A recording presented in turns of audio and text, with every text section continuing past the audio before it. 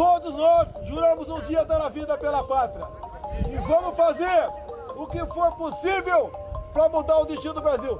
Cheia da velha política.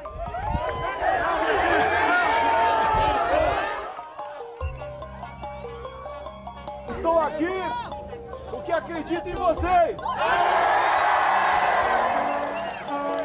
Vocês estão aqui porque acreditam no Brasil.